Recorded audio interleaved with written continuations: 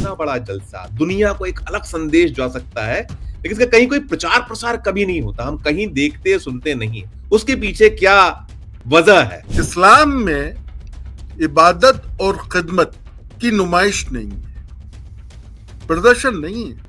अगर मैं नमाज पढ़ रहा हूँ, रोजा रख रहा हूँ, तो मैं किसी पर वजन नहीं बन सकता कि जैसे आप नमाज पढ़ते हैं तो नमाज कैसे पढ़ें, वुजू करते हैं तो वुजू का तरीका क्या है। अगर आप किसी मुर्दे के जनाजे की नमाज है, मुर्दे की नमाज है, वो कैसे पढ़ी जाएगी। और जब आप खिदमत की नुमाइश करते हैं तो प्रदर्शन होता है, लेकिन वो सेवा नहीं होती। क्योंकि अगर आप प्रचार प्रसार करेंगे तो प्रचार प्रसार करने की सबसे बड़ी हानि ये होती है कि उसकी जो मूल भावना होती है वो नहीं रहती। मुसलमानों का भारत से जो रिश्ता है वो बाबर के आने से पहले से है। ये जो बटेंगे कटेंगे वाली बात है, तो सबसे पहले फिर इनको कार्रवाई तो उन लोगों पे करना चाहिए जिन्होंने मुसलमानों को अपनी फौज में रखा, जिनको आप वीर कह रहे हो, जिनके नाम के साथ उनकी फौज का इतिहास तो जान लो। उसमें कौन थे? मुसलमान तो थे। भारत के डीएनए में परस्पर विश्वास है, आपसी सौहार्द है। यहाँ कोई भी मुसलमान हो या हिंदू हो या सिख हो या ईसाई हो, एक दूसरे के प्रति नफरत का भाव नहीं रखता। और ये जो बटेंगे कटेंगे, उन सबसे मेरा हाथ जोड़ के निवेदन है, अरे भैया आप तो बटेंगे कटेंगे के बजाय ये नारा लगाओ, भारत में सब जुड़ेंगे तो भारत बढ़ेंगे, भारत में बढ़ेंगे। नमस्कार, मैं हूं संजीव श्रीवास्तव। आप देख रहे हैं 4 PM न्यूज नेटवर्क। माफी चाहते हुए बहुत अदब के साथ कहना चाहूंगा, मुसलमान शब्द इन दिनों हिंदुस्तान में गाली का सा हो गया है। उन पे शक शुबह बढ़ता ही चला जा रहा है। और जो बात मैं कह रहा हूं, मुसलमान भाई बहनों के साथ साथ शायद जो अन्य वो कौम, चाहे वो हिंदू हो और अन्य हो, जो हिंदुस्तान में अमनो अमान चाहते हैं, भाईचारा चाहते हैं, मेरी बात से जरूर जरूर इत्तेफाक जतलाएंगे। कौन भूला है भारत को आजादी दिलाने वाले जो स्वतंत्रता संग्राम सेनानी हैं, उनमें जो फहरिस्त है, उनमें जो हमारे मुसलमान जो वीर हैं, उनकी फहरिस्त भी कम लंबी नहीं है, बहुत लंबी फहरिस्त है उनकी। और हम जो बार बार गुनगुनाते हैं, गाते हैं, सारे जहां से अच्छा हिंदोस्ता हमारा, इसे लिखने वाले कौन है? इसे लिखने वाले भी तो एक वो जाबाज मुसलमान भाई हैं जो इस हमारे जज्बे को जगाते हैं, अल्लामा मोहम्मद इकबाल साहब। और मरहूम बिस्मिल्लाह खां साहब की शहनाई, उस पर हम सभी तो नाच करते हैं। और जाकिर हुसैन साहब जब तबले पर थाप देते हैं, तो कौन है ऐसा हिंदुस्तान का शख्स, ऐसा कौन सी कौम का शख्स जो झूम नहीं उठता हो? लेकिन क्या हालात हो गए इस देश के कि बटोगे तो कटोगे, एक रहोगे सेफ रहोगे, ऐसे ऐसे नारों में हम उलझ से गए हैं। और ये उलझन बहुत बार मन को दर्द पैदा करती है, मन में दुख अवसाद भरती है। लेकिन अब दौर है, और इस दौर में जैसा कुछ चल रहा है, तो कोशिश होती है कि अमनो अमान, भाईचारा, जब हम बार बार कहते हैं कि हिंदू मुस्लिम सिख ईसाई आपस में है भाई भाई, इसकी तलाश करने वाले भी कम नहीं है। और भले ही ये जो मुसलमान कौम है, जैसा मैंने कहा कि इन्हें शक की नजर से, निगाह से देखा जाए, लेकिन ये भी निरंतर नियमित कोशिश करते हैं कि जो हमारा हिंदुस्तान है, जिसे सभी को जिस पर नाज है, तो वो मोहब्बत, वो भाईचारा, उसका पैगाम देते चले जाएं, कोशिश करते रहें कि ये जो वो हिंदुस्तान जिसमें एक दौर में जिसकी लगातार कहीं ना कहीं मिसाल दी जाती थी, तो वो मिसाल फिर कायम करें, ऐसी कोशिश होती है। और अभी भोपाल में मैं ये जो बात कर रहा हूं, इस वक्त एक सालाना एक जलसा होता है, वो चल रहा है। और आलमी तबलीगी इज्तिमा के नाम से उसे जाना जाता है। और बरसों बरस से, आजादी के बाद से निरंतर है, और आजादी के पहले भी इस ये जो था, ये जो है आलमी तबलीगी इज्तिमा होता रहा है, तो ये अभी चल रहा है। और इसमें जो मुसलमान भाई हैं, वो यही दुआ कर रहे हैं कि अमनो अमान, भाईचारा पैदा हो। तो ये सब कुछ जो है, और जो हालात हैं, और ये जो जलसा एक होता है सालाना भोपाल में, जिसमें दुनिया भर से जमातें आती हैं। बहुत सारे मुल्क हैं, 3 दर्जन से ज्यादा मुल्कों से इस बार भी जमातें आई हुई हैं और हिंदुस्तान से तो आती ही आती हैं। तो हमने कहा चलिए अब ये सब दौर में इस पर भी बात की जाए। अपने जो दर्शक हैं, 4 पीएम के सुधी दर्शक, हम स्वयं इसी के हिमायती हैं कि भाईचारा, अमन-ओ-अमान और एक प्यारा हिंदुस्तान वो बटने कटने से पृथक हो और एक वो मिसाल फिर कायम हो, फिर बनी रहे, ये शक शुबा खत्म हो। तो इसी पर बात करने के लिए चलेंगे। एक बहुत खास मेहमान को हम अपने साथ जोड़ने जा रहे हैं। जुड़ गए हैं हमारे साथ बहुत खास मेहमान। नाम है अलीम बज़मी साहब। अलीम भाई बहुत-बहुत स्वागत आपका। माफी जी चाहूंगा धन्यवाद। थोड़ा लंबा एक मेरा जो ओपनिंग रिमार्क हो गया, क्योंकि जो स्थिति है उससे कई बार मन दुखी होता है। हमने वो 1992 के दंगों में एक दूसरे को कोशिशें करते रहे थे कि वो जो है वो खत्म हो, और तमाम आपने हमने सबने मिलजुल कर कोशिशें की थी इस भोपाल में, और बाकी हम हमेशा यही दुआ करते हैं कि हमारा हिंदुस्तान सदा सदा एक मिसाल बना रहे और ये सब खत्म हो, ये दौर। तो पहले स्वागत, और मैं आगे बढ़ने के पहले, सिलसिला शुरू करने के पहले अलीम भाई का परिचय दे दूं। अलीम भाई 4.5 दशक से ज्यादा का पत्रकारिता का अनुभव, दैनिक भास्कर जो दुनिया के आज सबसे मशहूर एक प्रिंट मीडिया में से एक है, और बाकी तो उसके अब इलेक्ट्रॉनिक मीडिया में उसका प्रवेश है, वो डिजिटल मीडिया के तौर पर ख्यात है, तो दुनिया उसे जानती है। और 4 दशक से ज्यादा समय से अलीम भाई ये जो आलमी तबलीगी इज्तिमा भोपाल है उसे कवर अप कर रहे हैं। तो पुनः मैं अलीम भाई बहुत बहुत स्वागत करूंगा, शुरुआत यहीं से। जी धन्यवाद। ये जो है, क्या है इसका मकसद, क्या रहता है, थोड़ा सा पहले वो बताएं, और फिर ये जो मैंने शक शुबह और बाकी बातें की कि अब ये बटोगे तो कटोगे, एक है तो सेफ है, ये सब नारे कितना दुखी और द्रवित करते हैं, इस पर आपकी टिप्पणी अलीम भाई। देखिए, सबसे पहले तो मैं आप इज्तिमा का बता दूं कि इज्तिमा में मजहबी संदेश दिया जाता है, इंसानियत का संदेश दिया जाता है, चरित्र निर्माण की बात होती है, नैतिकता की शिक्षा होती है। इसके अतिरिक्त अन्य कोई विषय पर चर्चा नहीं होती। ठीक है। दूसरा जो आ, ये इज्तिमा जो है हिंदुस्तान के अलावा बांग्लादेश और पाकिस्तान में होता है। ये दुनिया के 3 बड़े समागम में से एक है। इसमें आज की स्थिति में लगभग 11 लाख लोग आ चुके हैं, और मेरा ऐसा अनुमान है कि सुबह 9:30 बजे जब सामूहिक दुआ होगी तब ये संख्या और बढ़ जाएगी। ठीक है।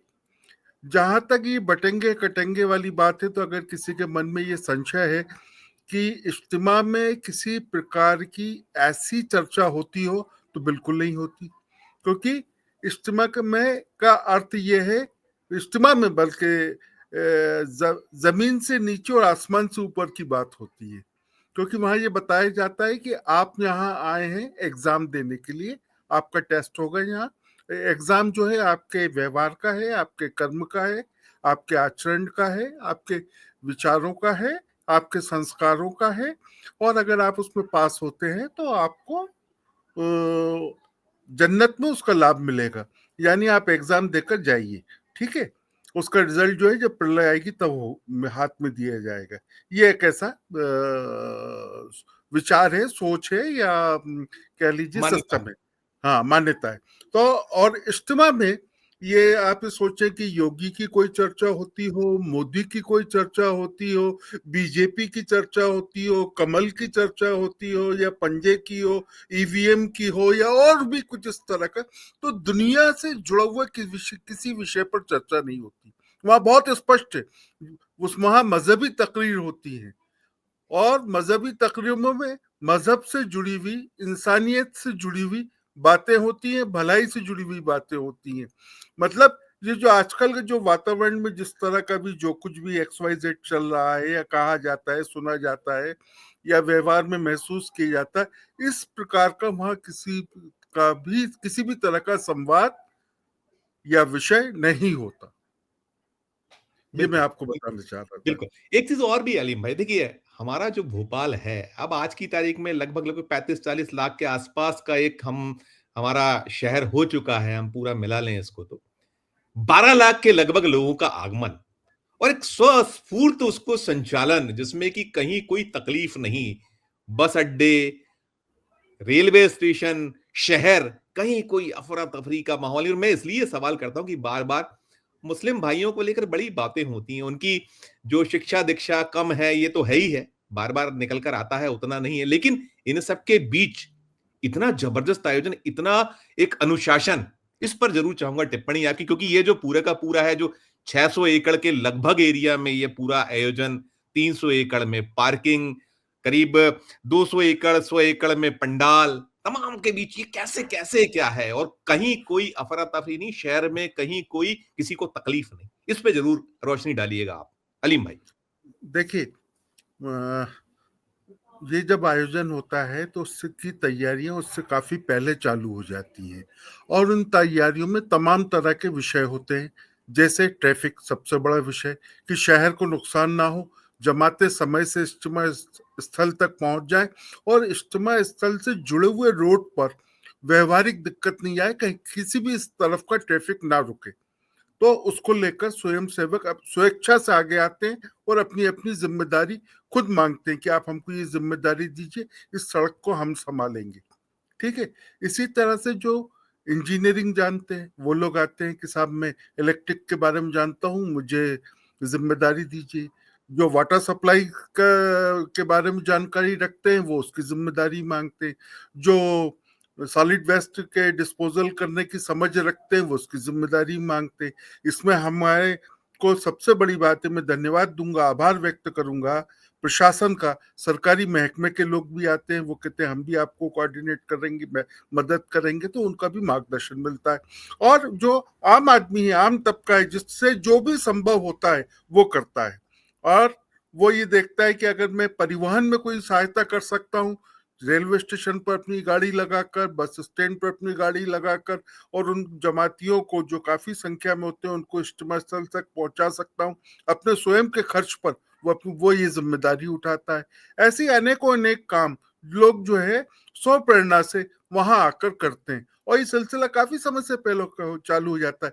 जैसे अगर आप देखेंगे, इज्तिमा शुरू होने से पहले कोई गड्ढे खोद रहा है, कोई टेंट के बांधने के लिए पाइप खड़े कर रहा है, ये कोई सब जो कुछ ये है सब कुछ ये सब कुछ वो अपने उससे करता है, उसमें कहीं कोई आपका सिंपली उसको मोटिवेशन है, इसके अलावा तो आप उससे बस कुछ बस नहीं है, उसका खाना पीना रहना या और जो व्यय है, क्या उसके पीछे क्या होता है, क्योंकि उसका यह है जो कि जो आपके उसका जो आपकी भी, कौम में चंदा नहीं लिया जाना है, बिल्कुल क्लियर बिल्कुल है। बिल्कुल तो ये बिल्कुल पूरा आयोजन इतना भव्य, इतना बड़ा आयोजन, ये होता कैसे? और ये आज से नहीं, 1947 जब से देश आजाद हुआ तब से निरंतर हो रहा है। और एक दौर था कि 1 दिन का, फिर 3 दिन का, बाद 4 दिन का आयोजन है कि 28 नवंबर को शुरू है, ये 2 दिसंबर को खत्म होगा।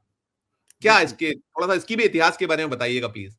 देखिए ये वैसे तो 1944 में मौलाना मिस्कीन साहब, सुलेमान नदवी साहब, पीर नन्ही मियां मरहूम के विचार से ये मामला आगे बढ़ा, और 1944 से 1947 तक आते आते इसने एक बड़ा रूप ले लिया, और ये मस्जिद शकूर खां में होने लगा। और जब ये संख्या बढ़ी तो ताजुल मसाजिद में 10 साल बाद शिफ्ट हो गया, और फिर 2005 में ताजुल मसाजिद में जब जगह नहीं बची, संख्या बढ़ गई, तो ये घासीपुरा ईट खेड़ी में शिफ्ट हो गया।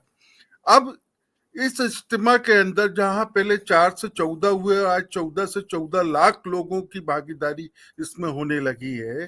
तो उसी हिसाब से इंतजाम बनाए गए कि पहले जब छोटे रूप में था तो उसका प्रबंध अलग तरह का था, आज ये बड़े रूप में है तो उसका प्रबंध अलग तरह का है।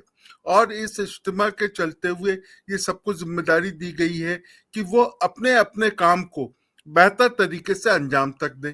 जहां तक हर्जा खर्चा है तो कोई चंदा नहीं होता, इसमें लोग खाना तक अपना खुद का लाते हैं, घर से टिफिन लाते हैं और खुद अपना खाना खाते हैं, वो किसी पर बोझ नहीं बनते। वो ना अपेक्षा करते हैं कि आयोजकों में से कोई उन्हें टिफिन दे, और वो स्वयं आयोजक होते हैं, वो स्वयं आयोजक की भूमिका में रहकर ये काम करते हैं।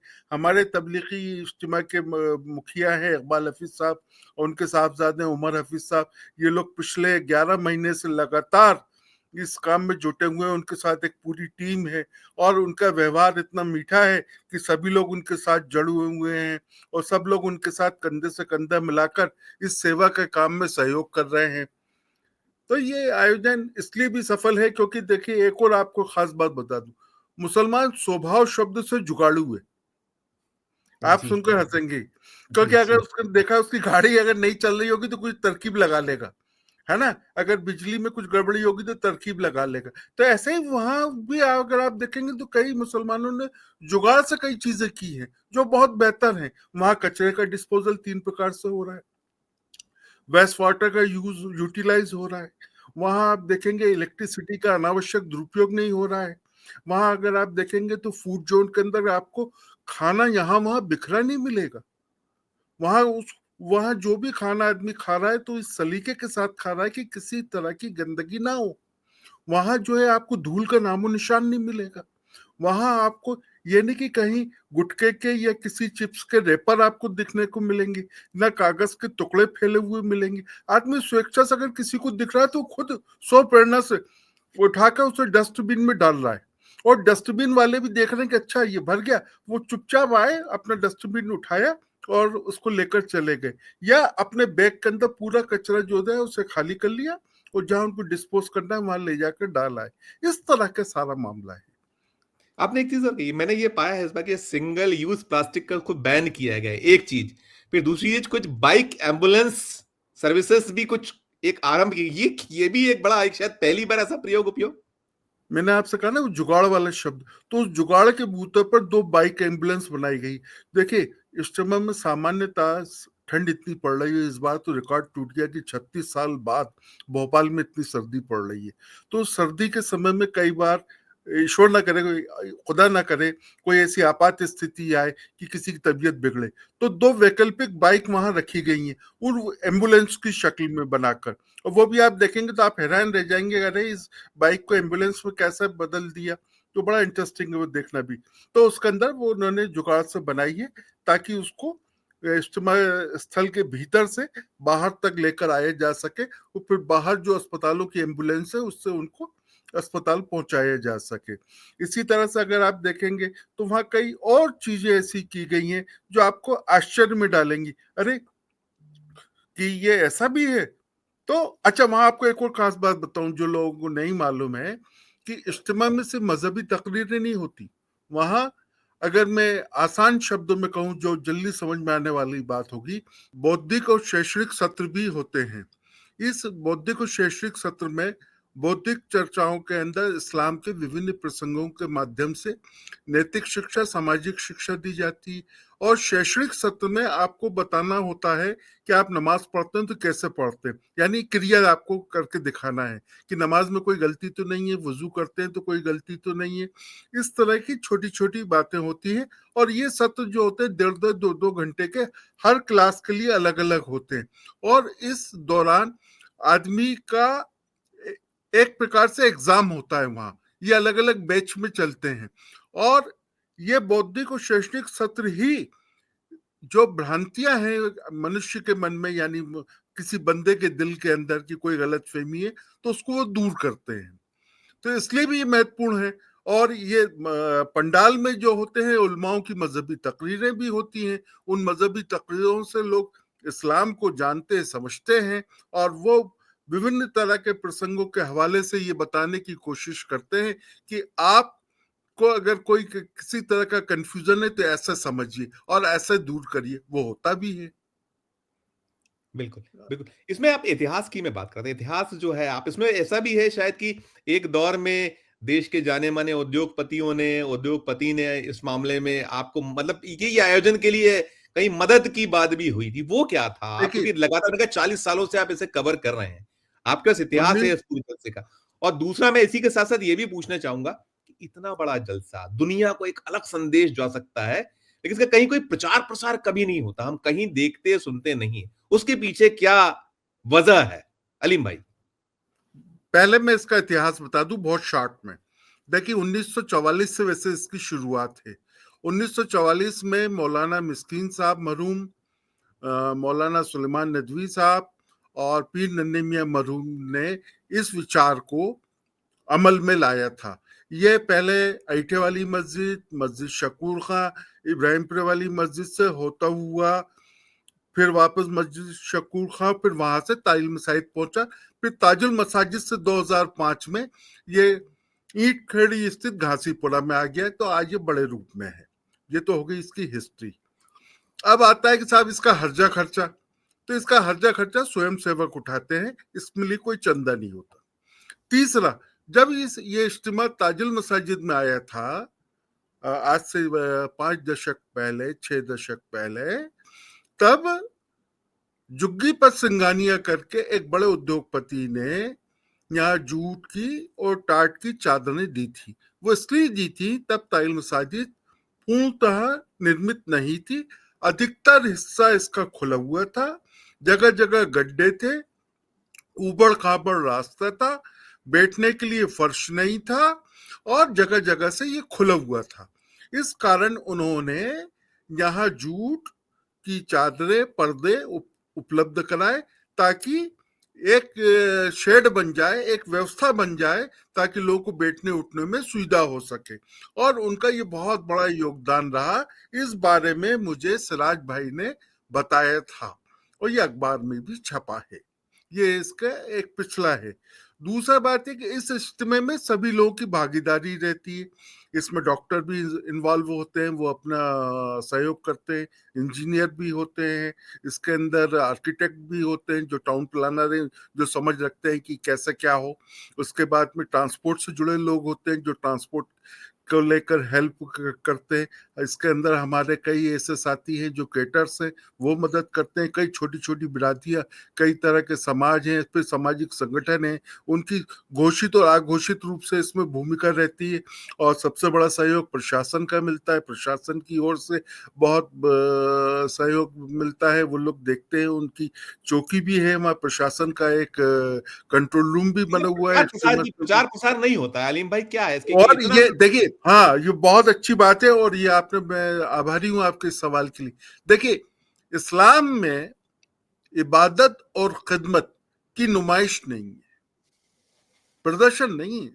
अगर मैं नमाज पढ़ रहा हूं, रोजा रख रहा हूं, तो मैं किसी पर वजन नहीं बन सकता।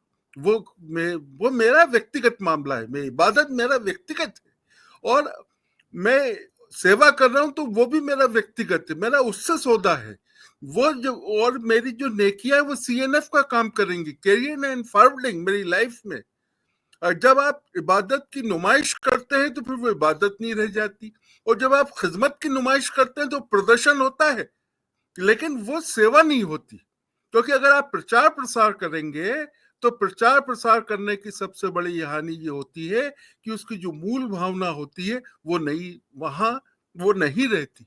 मूल भावना जो है सेवा की है, आपकी इबादत की है, तो उसमें आप अन्य किसी को शामिल नहीं कर सकते, शरीक नहीं कर सकते। इसीलिए आपने इज्तिमा का ना तो कोई विज्ञापन देखा होगा, किसी टीवी चैनल पे खबर नहीं, किसी अखबार में विज्ञापन नहीं, और ना ही कोई फुटेज नहीं, कोई फुटेज नहीं, सिंगल नहीं, और ना ही कोई आपको वहां बाइट देता हुआ मिलेगा, ना ही वहां टीवी चैनल अलाउ है। आपको ये बता दूं, इज्तिमा स्थल पर टीवी चैनल, न्यूज़पेपर्स के फोटो जर्नलिस्ट वहां अलाउ नहीं है।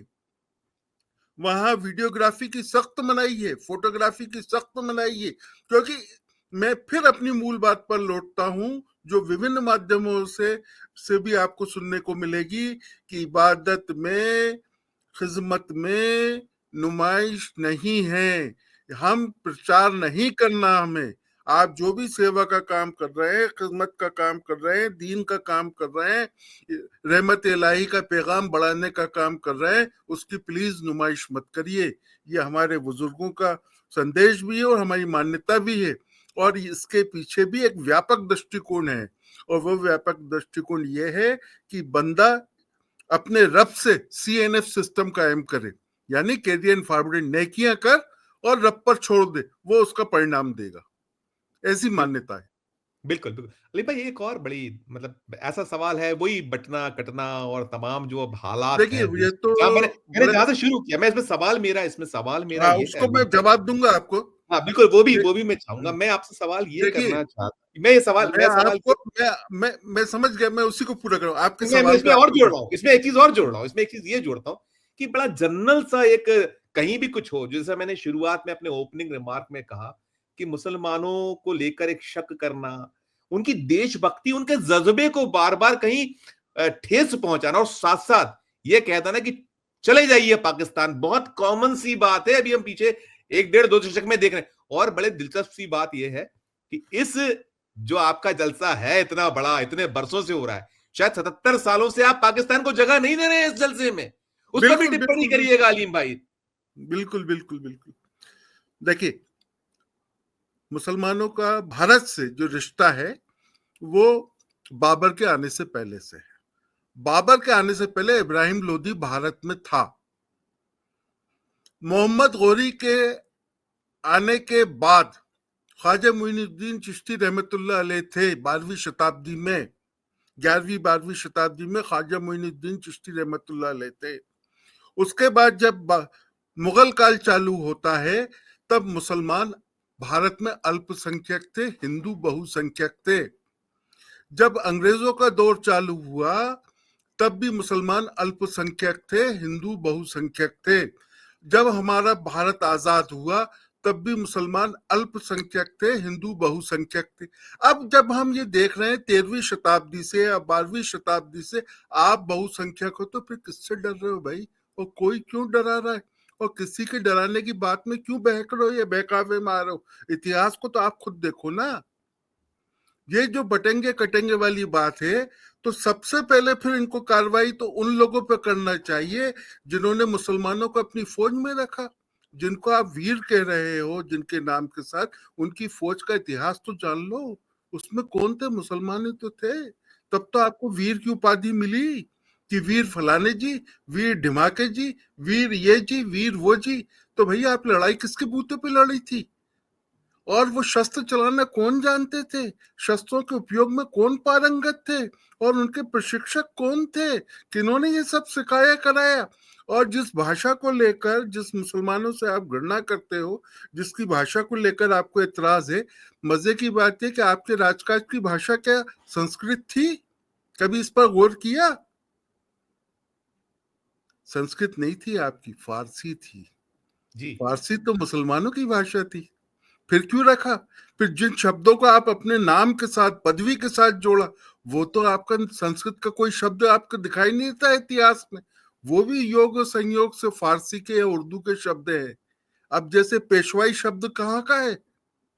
तो मेरे भाई, मैं उन सारे लोगों से एक विनम्रता से और अत्यंत आदर से और कहना चाहता हूँ, इस्लाम भी सहिष्णु है, आप भी सहिष्णु हो। हमारी सांझी संस्कृति है, हमारा आपसी भाईचारा कई सदियों का है।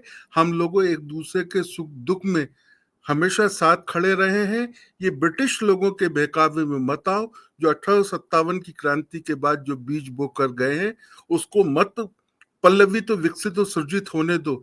ये तो चले जाएंगे, ये तो एक चीज है कि चले गए वो, लेकिन वो ऐसा बीज छोड़ के गए कि जो आज भी है। लेकिन मैं जानता हूं कि भारत के डीएनए में मोहब्बत है, भारत के डीएनए में प्रेम है, भारत के डीएनए में सहिष्णुता है, भारत के डीएनए में परस्पर विश्वास है, आपसी सौहार्द है। यहाँ कोई भी मुसलमान हो या हिंदू हो या सिख हो या ईसाई हो, एक दूसरे के प्रति नफरत का भाव नहीं रखता। हाँ, है कुछ मुट्ठी भर सिरफिरे लोग, हर दौर में हुए हैं और हर दौर में होंगे, उसको आप रोक नहीं सकते। लेकिन ये आंशिक है, क्षणिक है, खत्म हो जाएगा ये सब। और ये दौर जो है ना, ये भी बहुत जल्दी चला जाएगा। फर्क इतना है कि अभी इसमें वक्त लग रहा है, लेकिन ज्यादा वक्त नहीं लगेगा, ये खत्म हो जाएगा। बिल्कुल। मैं आपसे जो पूछ रहा था कि पाकिस्तान को जगह नहीं है, हम कहते हैं पाकिस्तान चले जा, इस जलसे में नहीं है। जो दुनिया के 5 सबसे बड़े इस्लामिक जो वो होते हैं, इस जो हिंदुस्तान या भोपाल, मुझे लगता है शायद हम भोपाल अकेले ही है जहाँ ये आलमी तबलीगी इज्तिमा यही होता है, इसके अलावा तो भारत हिंदुस्तान में में कहीं नहीं है। तो यहाँ तो पाकिस्तान को जगह नहीं देते आप।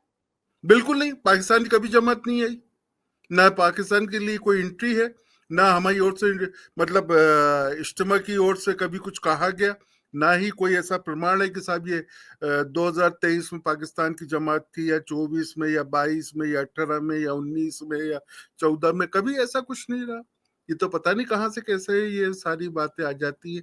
यहाँ तो देखिए, आसमान से ऊपर की बात होती है, जमीन से नीचे की बात होती है, और नैतिक शिक्षा की बात होती। अच्छा, और एक आपको बता दूं कि कुरान जो है उसमें पूरे हर विषय शामिल है, हर विषय की से जुड़ा हुआ है। इसलिए ये हम लोगों को हर आयत के साथ, हर सजदे के साथ हम अपनी मादरे वतन से मोहब्बत करते हैं। जैसे अब आप मिसाल के तौर पर अगर आप 2 बार ये बार बार उठता है कि संविधान से आप मोहब्बत नहीं करते, ये बहुत ब्लेम होते हैं आप हाँ लोग। जी जी, तो देखिए हमारे तो अपने मादरे वतन से मोहब्बत का सबसे बड़ा पहचान है कि हम 5 बार सजदा करते हैं। जब हम 5 बार नमाज पढ़ते हैं तो एक नमाज में 2 बार सजदा होता है औसतन। वैसे हम इससे ज्यादा सजदा करते हैं, है ना? तो हम हर नमाज में 2 बार 4 बार सजदा करते हैं। तो आप देख लीजिए 24 घंटे में अपने अपने मादरे वतन का कितनी बार सजदा किया। हम जब भी कोई बात होती है तो हम अपने मादरे वतन को अव्वल पाते हैं। हम अपने आइन से मोहब्बत करते हैं। हमारे आइन ने जो फैसला दिया या उसके फैसले को, उसके कानून को हम समझते हैं और उस पर चलते हैं, अमल करते हैं। इसीलिए हिंदुस्तान से हम मोहब्बत करते हैं। देखिए जिनको पाकिस्तान चाहिए था वो चले गए, जिनको चाहिए था, और जिनको नहीं चाहिए था नहीं गए। वो महात्मा गांधी के साथ रहे। महात्मा गांधी ने कहा ये देश तुम्हारा है, तो हजारों, उस समय हजारों लाखों मुसलमानों का हाँ हमारा है, हम महात्मा जी के साथ हैं। यही कारण था कि आज भारत में मुसलमान हैं, और जिनको पाकिस्तान की जरूरत थी चले गए।